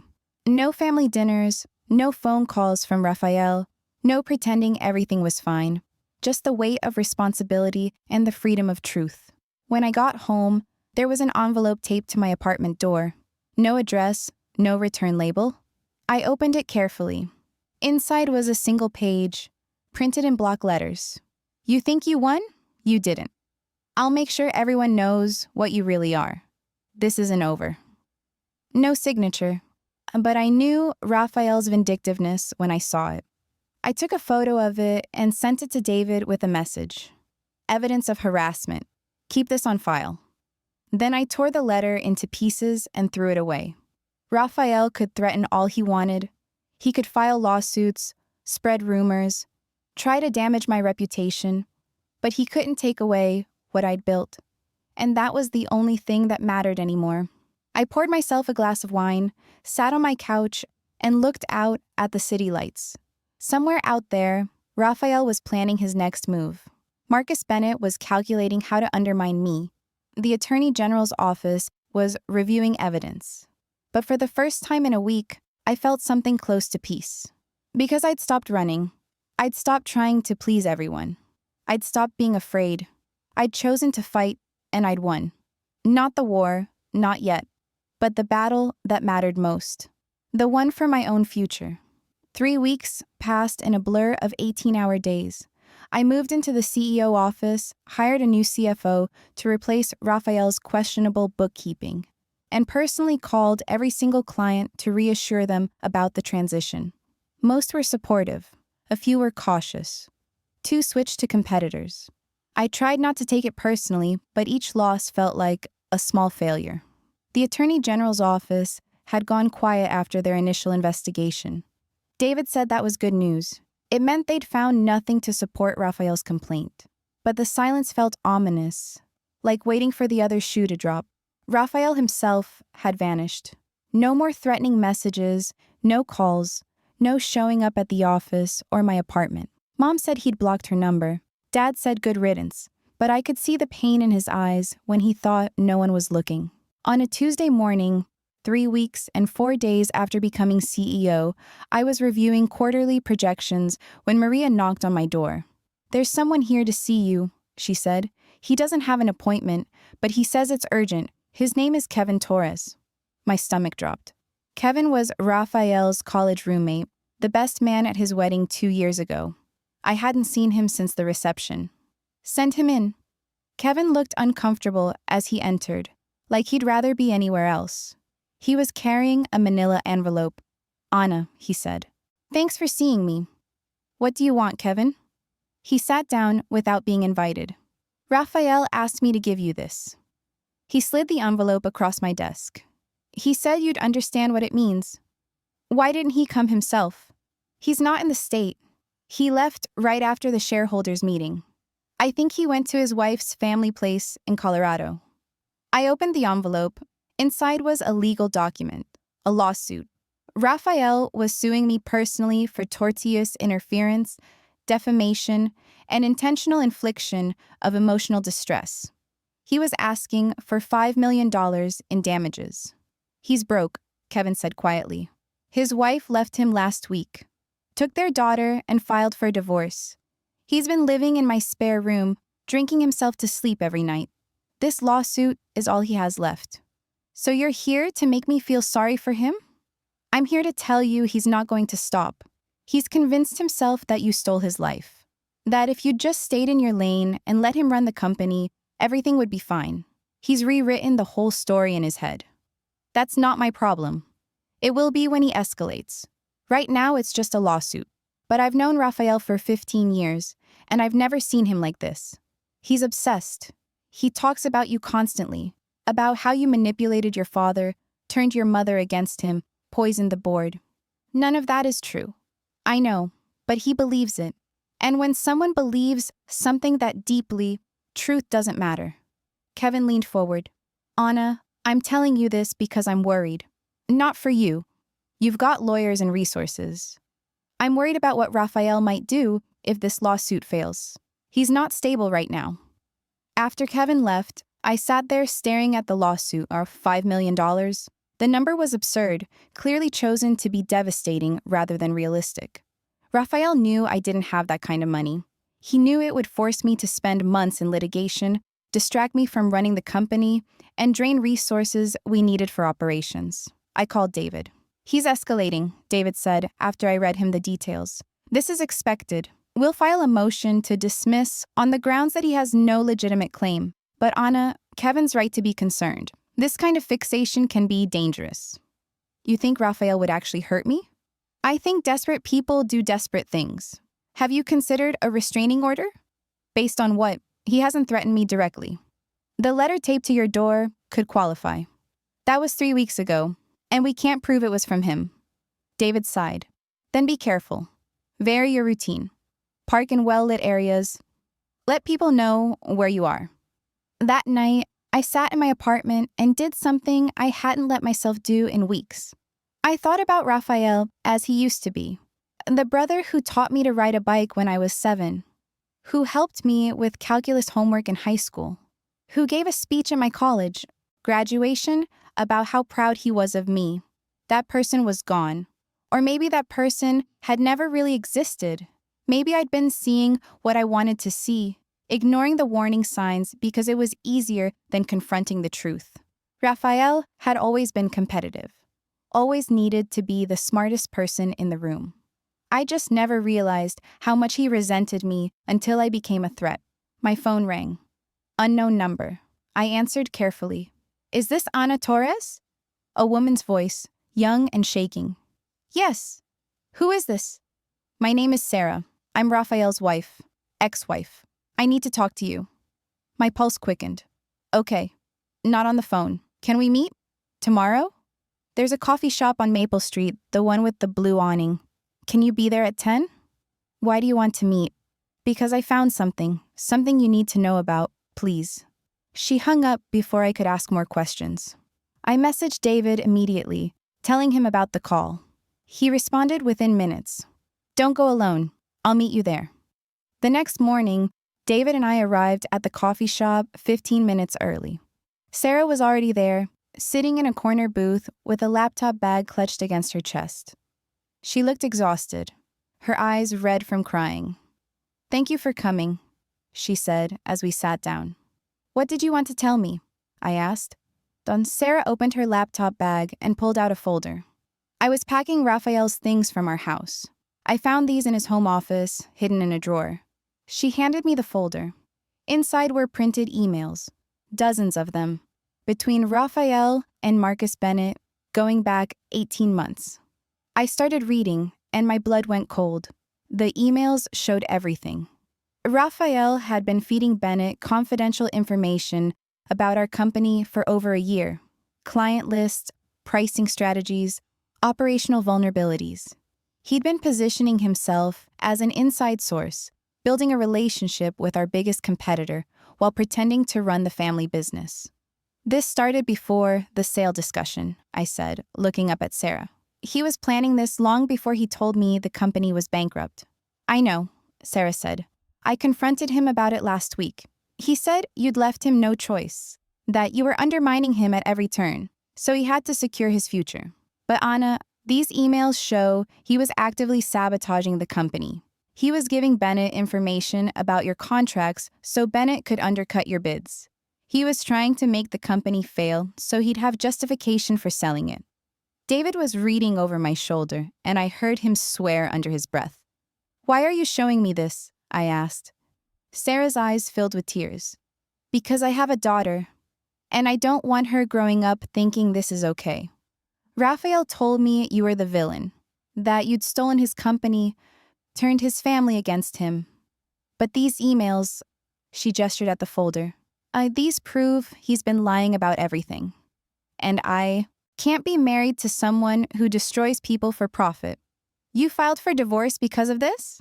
I filed for divorce because when I confronted him, he told me he'd do whatever it takes to destroy you. Even if it meant lying, even if it meant breaking the law. He said you deserved it. She wiped her eyes. I don't know you, Anna, but no one deserves that. David was already making notes. Sarah, would you be willing to testify about these emails? Provide them as evidence? That's why I'm here. I want him stopped before he does something worse. After Sarah left, David and I sat there going through every single email. The pattern was clear and damning. Raphael hadn't just been disloyal, he'd been actively working to destroy the company so he could profit from selling the wreckage. This changes everything, David said. With these emails, we can get the criminal investigation reopened. But this time, it'll be against Raphael for corporate espionage, breach of fiduciary duty, and conspiracy to defraud. Will it hold up in court? Sarah is a credible witness. The emails are timestamped and verifiable. Bennett might even turn on Raphael to save himself if we offer him immunity. Yes, it'll hold up. What about Raphael's lawsuit against me? Dead on arrival, you can't sue someone for stopping you from committing fraud. We'll countersue for damages to the company based on the information he leaked. I should have felt vindicated. Instead, I just felt tired. What happens now? I asked. Now we take this to the Attorney General's office. Let them handle the criminal side. And we prepare for Raphael to completely fall apart when this becomes public. That evening, I went to my parents' house. Dad was in his study, looking better than he had in weeks. Mom was in the kitchen making dinner. I told them about the emails, about Sarah, about everything Raphael had done. Dad sat there in silence for a long time. When he finally spoke, his voice was hollow. I knew he was jealous. I knew he struggled with your success. But I never thought he couldn't finish. It's not your fault, I said. Yes, it is. I enabled him. I gave him power he wasn't ready for. I ignored warning signs because I wanted to believe my son was capable of leading. Mom came in from the kitchen. She'd been listening. We both did, she said quietly. We wanted Raphael to be something he wasn't. And we put that pressure on him instead of accepting who he actually was. He made his choices, I said. You didn't make him betray the company. You didn't make him work with Bennett. That was all him. But we created an environment where he felt like he had to be perfect, Mom said. Where second place wasn't good enough. Where your success felt like his failure. We sat there together in the growing darkness. A family trying to make sense of how we'd gotten here. The next day, David and I met with Jessica Hartman at the Attorney General's office. We provided everything. The emails, Sarah's, testimony, documentation of the information Raphael had leaked. Jessica read through it all with an expression that shifted from skepticism to shock to cold fury. This is extensive corporate espionage, she said. If even half of this is verified, Rafael Torres is looking at serious criminal charges. What's the timeline? David asked. We'll need to verify the emails, interview Sarah, possibly bring Marcus Bennett in for questioning. 2 weeks minimum before we decide on charges. But Ms. Torres, she looked at me. Your brother is going to know we're investigating him. And based on these emails, he's already shown he's willing to go to extremes. You need to be careful. I've heard that a lot lately. Then listen to it. Men who've lost everything and blame someone else are dangerous. Take precautions. I left the Attorney General's office feeling like I was waiting for a storm I couldn't see yet but could feel building. That night, I worked late at the office, reviewing contracts and preparing for a client meeting the next morning. It was past 9 when I finally packed up to leave. The parking garage was mostly empty. My footsteps echoed on the concrete as I walked to my car. I was unlocking the door when I heard another set of footsteps behind me. I turned around. Raphael was standing 10 feet away. He looked terrible, unshaven, dark circles under his eyes, wearing wrinkled clothes. But it was his expression that made my stomach drop, flat, empty, like he wasn't really seeing me. Raphael, I said carefully, what are you doing here? I needed to talk to you. You won't answer my calls. You sued me for $5 million. Why would I take your calls? Because I'm your brother. His voice was strange, monotone. We used to be family. Before you decided you wanted everything for yourself. I didn't want this. You forced it. I forced it? His voice rose. I tried to save the company. I tried to make the hard decisions that Dad was too weak to make. And you sabotaged everything because you couldn't stand not being in control. That's not what happened. You poisoned Dad against me. You turned Mom into your puppet. You stole my company and my reputation and my family. He took a step closer. And now you've got Sarah lying about me too, providing fake emails to try to get me arrested. Those emails aren't fake, Raphael. You wrote them. I was protecting my interests. Bennett approached me. He said he knew you were the real talent at Torres Manufacturing. He said he wanted to acquire the company, but only if I could get you out first. So yes, I worked with him. I did what I had to do to survive. You call corporate espionage survival? I call it strategy. He was shouting now. Something you'd understand if you'd ever had to make the tough calls instead of just coasting on Dad's favoritism. Dad's favoritism? Raphael, he gave you the company. He made you managing director. He gave you everything you asked for. He gave me a title. He gave you his respect. Raphael's hands were shaking. Do you know what it's like growing up in your shadow? You were always smarter, always more capable. Everyone loved you. And I was just the son who was supposed to inherit the family business because that's what sons do.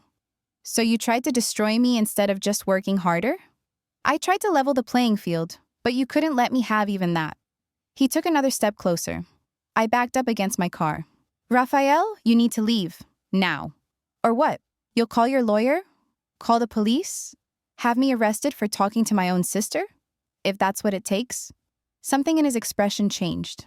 The flatness disappeared, replaced by something raw and desperate. I lost everything because of you. My job, my marriage, my daughter. Sarah won't even let me see Emma without supervision. Do you know what that feels like? You did that to yourself. No, you did it. You and your need to prove you're better than me. His voice broke. I'm your brother, Anna. We grew up together. We were supposed to take care of each other, and you destroyed me. For a moment, looking at him standing there broken and delusional, I felt something like grief. This was my brother, the person I'd looked up to as a child, and he'd twisted himself into something unrecognizable because he couldn't accept that I was good at my job. Raphael, I said quietly, I never wanted to hurt you, but I won't let you hurt me either. What you did was wrong. The emails, the lies, working with Bennett, all of it was wrong. And you need to face that. Face what? That I'm a failure? That I'm the disappointing son who couldn't live up to his little sister? He laughed, but it was a broken sound. I already know that. Everyone's made it very clear. That's not... Save it. I don't need your pity. He turned to leave, then stopped and looked back at me. This isn't over. You think you won, but you didn't. I'll find a way to make you understand what you took from me. Is that a threat? It's a promise. He walked away, and I stood there shaking, my keys gripped so tightly in my hand that they left marks on my palm.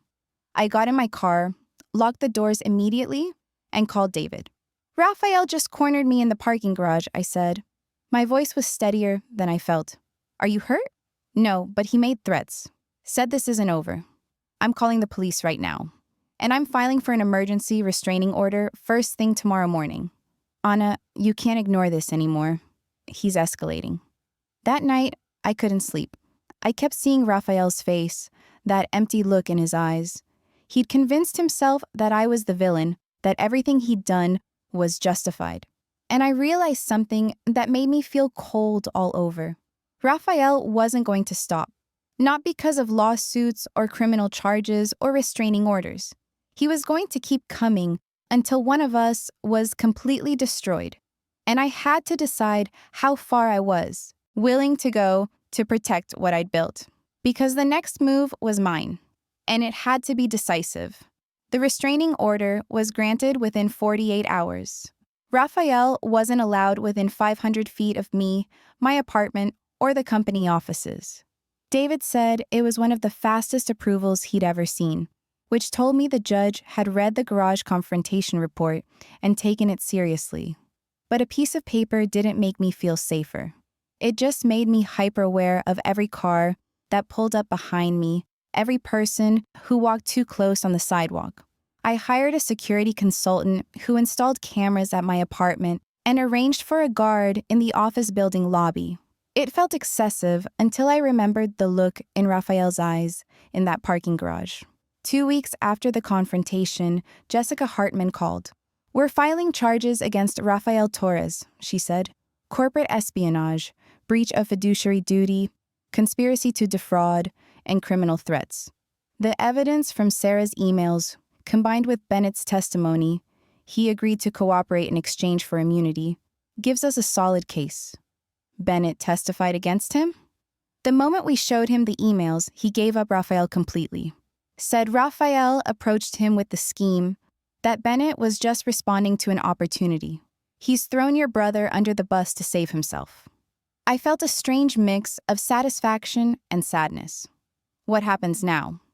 Raphael will be arrested and arraigned. He'll likely be offered a plea deal, probation, restitution, community service if he admits guilt. If he fights it and loses at trial, he's looking at 2 to 5 years. After hanging up, I sat at my desk and tried to feel something. Victory, maybe. Relief. But all I felt was tired. That evening, Mom called. The police came to the house, she said. Her voice was shaking. They were looking for Raphael. They said there's a warrant for his arrest. I know. The Attorney General filed charges. Anna, she stopped, and I heard her crying. He's my son. I know what he did was wrong. I know he brought this on himself. But he's still my child. I understand. Do you? Because you're the one who turned him in. You're the one who gave them the evidence. Something in my chest tightened. Mom, he committed crimes. He tried to destroy the company. He threatened me. What was I supposed to do? I don't know, but watching them handcuff my son, her voice broke completely. Did they arrest him there? No, he wasn't here. I don't know where he is. She paused. Are you happy now? Is this what you wanted? No. This is what Raphael chose. Every step of the way, he made choices that led here. I just stopped letting him destroy me in the process. He's going to prison because of you. He's going to prison because he broke the law. I'm not responsible for his choices. She hung up without saying goodbye. I sat there holding my phone, feeling the weight of that conversation settle over me. Even now, even with all the evidence, Mom still wanted me to take responsibility for Raphael's actions. She still wanted me to be the one who sacrificed myself to keep the family together. But I was done sacrificing myself. The next morning, I was in a meeting with the Hoffman Industries team when Maria knocked on the door.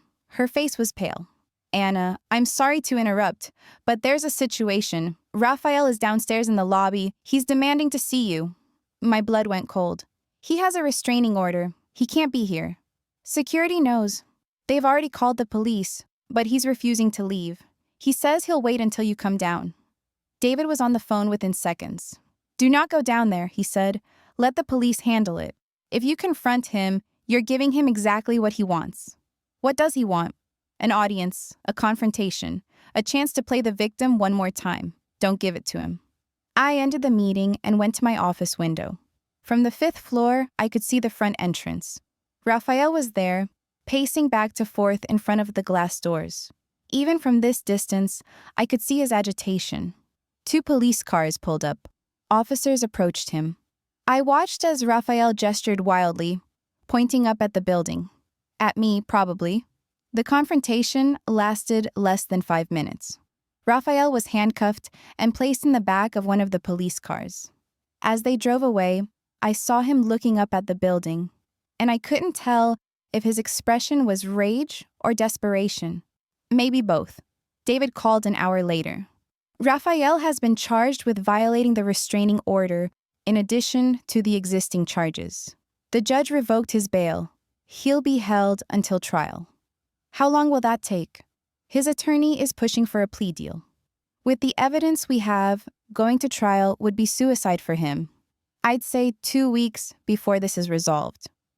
Those 2 weeks crawled by. I threw myself into work, expanding our client base, implementing new systems, rebuilding the company culture that Raphael had damaged. Every day, employees would stop by my office to tell me how much better things were now, how they felt heard, valued, safe. I should have felt proud. Mostly, I just felt numb. Dad came by the office one afternoon. He looked better, healthier. Mom was still barely speaking to me, but Dad had made his peace with the situation. I wanted you to see this, he said, handing me a document. I'm officially transferring my shares to you. All 60%. The company is yours now. Dad, you don't have to. I want to. You've earned it. And I don't want there to be any question about who's in charge. This company is yours to build however you see fit. I looked at the document, at my name listed as majority shareholder. Torres Manufacturing belonged to me now, completely. Thank you, I said quietly. Don't thank me. Just build something you're proud of. Something honest. He squeezed my shoulder. I'm sorry it took me so long to see what you were capable of. You had faith in your son. That's not a bad thing. I had blind faith. There's a difference. He looked out my window at the city below. Raphael called me from jail yesterday. He wanted me to talk to the prosecutor, ask them to drop the charges. He still thinks this is all a misunderstanding that can be fixed if everyone would just listen to him. What did you tell him? I told him I love him. I told him I'd visit him, but I also told him he needs to take responsibility for what he did. That blaming you won't change anything. Dad's voice was heavy. He hung up on me. 2 days later, David called with news. Raphael took a plea deal. He pled guilty to corporate espionage and breach of fiduciary duty. The other charges were dropped. He gets 3 years probation, 500 hours of community service, and he has to pay restitution to the company, $200,000. No prison time? No. The judge determined he was a first-time offender, and the company didn't suffer ultimate financial harm because you stopped the sale. But he'll have a criminal record, and the restitution payment will take him years to pay off. What about the lawsuit he filed against me? Withdrawn as part of the plea agreement. It's over, Anna. Legally, it's done. I should have felt relieved. Instead, I felt hollow. That weekend, I went to visit Dad and Mom. Mom was in the garden, and she actually looked at me when I arrived instead of turning away. I heard about the plea deal, she said. Yes. He called me last night. He's angry about the probation terms. He says the community service is humiliating. She pulled a dead leaf off a rose bush. I told him he should be grateful he's not in prison. How did he respond? He said I'd chosen you over him, that I'd picked a side, and now I'd have to live with it. She looked at me finally. Anna, I know I've been unfair to you. I know I blamed you for things that weren't your fault. But he's right about one thing. I did choose. I chose truth over comfort. And that meant accepting that my son did terrible things. I'm sorry you had to make that choice. I'm not anymore. She stood up, brushing dirt from her hands. You saved our company. You stood up when it would have been easier to walk away. And you did it knowing it might cost you your family. That takes courage I'm not sure I would have had. We stood there in the garden, 2 women trying to figure out how to rebuild something that had been broken. Can we start over? Mom asked quietly. I'd like that. She hugged me, and I felt something in my chest loosen that had been tight for months. 3 months after the plea deal, I was sitting in my office reviewing expansion plans when Maria knocked on my door. There's someone here to see you. She says she's Raphael's ex-wife. Sarah looked different than the last time I'd seen her. Less exhausted, more composed. She was holding a gift bag. I hope this isn't a bad time, she said.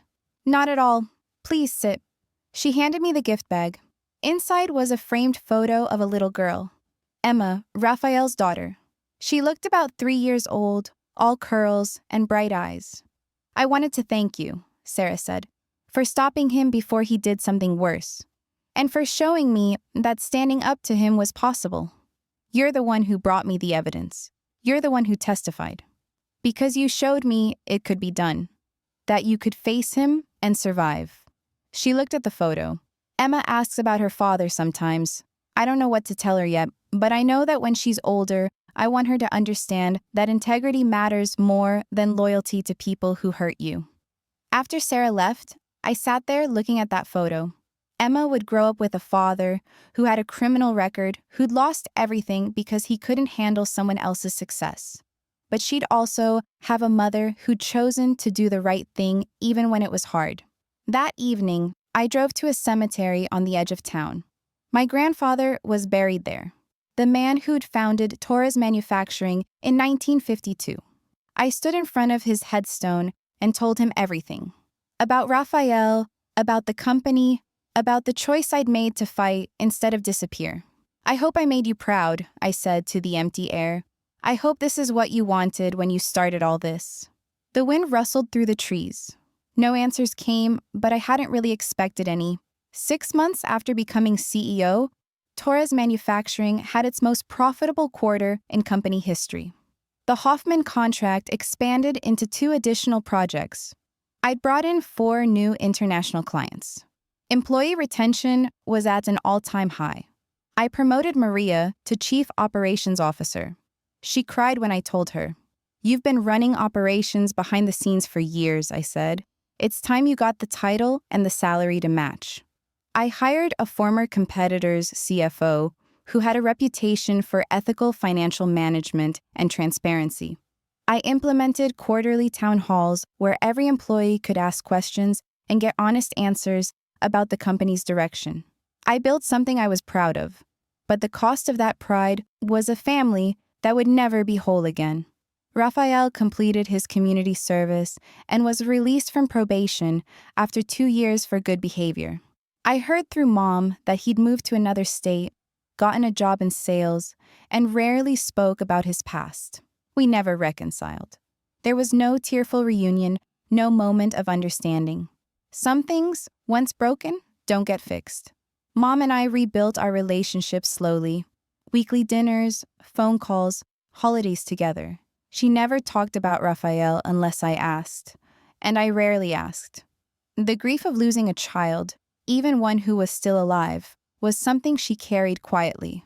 Dad retired fully, signed over all his shares, and spent his time traveling with Mom and volunteering at a business mentorship program for young entrepreneurs. "I'm teaching them what I should have taught Rafael," he told me once. That success isn't about being the smartest person in the room. It's about being the most honest. On the 5-year anniversary of becoming CEO, I stood in front of the entire company for our annual meeting. 200 employees filled the conference hall. I looked at all those faces, people who trusted me to lead them, who'd chosen to stay even during the chaos of the transition. 5 years ago, this company almost died, I said. Not because of market conditions or competition, but because of dishonesty. Because someone chose personal gain over collective success. Today, we're not just surviving, we're thriving. And that's because every person in this room chose integrity over convenience. The applause was genuine, earned, not expected. After the meeting, I went back to my office and looked at the framed photo on my wall. It was from my first day at Torres Manufacturing, 6 years before everything fell apart. I was standing with Dad and Rafael, all of us smiling. I kept that photo not to remember who Rafael had been, but to remember who I'd been. The version of me who'd believed that family loyalty meant accepting whatever treatment came my way, who'd thought that keeping the peace was more important than standing up for myself. That version of me was gone. In her place was someone harder, yes, more careful, less quick to trust, but also someone who knew her worth, who understood that you don't have to set yourself on fire to keep others warm. My phone buzzed. A text from an unknown number.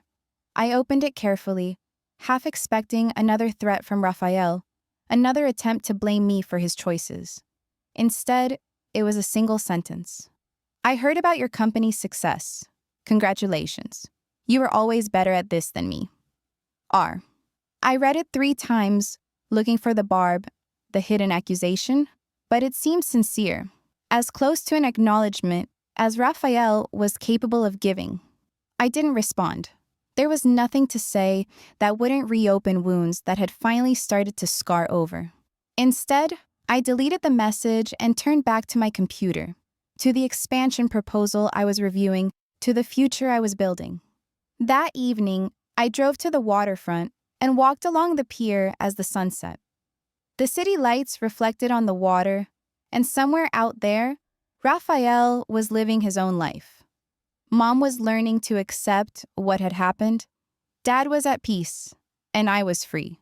Free from the need to prove myself to people who'd never see me clearly. Free from the weight of carrying someone else's failures. Free from the belief that family meant accepting abuse because blood ties demanded it. I'd fought for my company, yes. But more than that, I'd fought for my right to exist on my own terms. And I'd won. Not because I destroyed Rafael. He destroyed himself. I just refused to go down with him. The wind picked up off the water, cold but not unpleasant. I pulled my coat tighter and smiled. I'd lost a brother. I'd nearly lost my parents. I'd spent months in legal battles and sleepless nights and moments of crushing doubt. But I'd gained something more valuable than any of that. I'd gained myself. And that was worth everything I'd lost.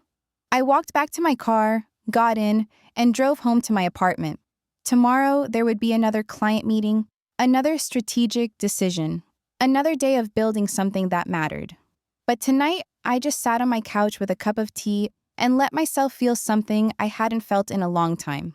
Peace. Not the fragile peace of avoiding conflict, not the temporary peace of denial, but the deep, settled peace of knowing I'd done the right thing, of knowing I'd stood up when it mattered, of knowing that when tested, I hadn't broken. I'd bent, yes. I'd struggled. I'd lost things I'd valued, but I'd survived. And I'd built something beautiful from the ashes of what had burned down. My phone buzzed one more time, a message from David. Saw the quarterly report. Congratulations on another record-breaking quarter. Drinks to celebrate? I smiled and typed back, yes, but just one. I have an early meeting tomorrow. Because that was who I was now. Someone who celebrated victories, but never lost sight of the work still ahead. Someone who'd learned that success wasn't about never falling down. It was about choosing to get back up. Raphael had tried to take everything from me. Instead, he'd given me the greatest gift possible. He'd forced me to discover I was strong enough to stand alone. And now, 5 years later, I wasn't alone at all. I was surrounded by a company full of people who respected me, parents who'd learned to see me clearly, and a future I'd built with my own 2 hands. I looked around my apartment, at the life I'd created. Small maybe, simple, but mine. Completely, undeniably mine. And that was the most profound victory of all.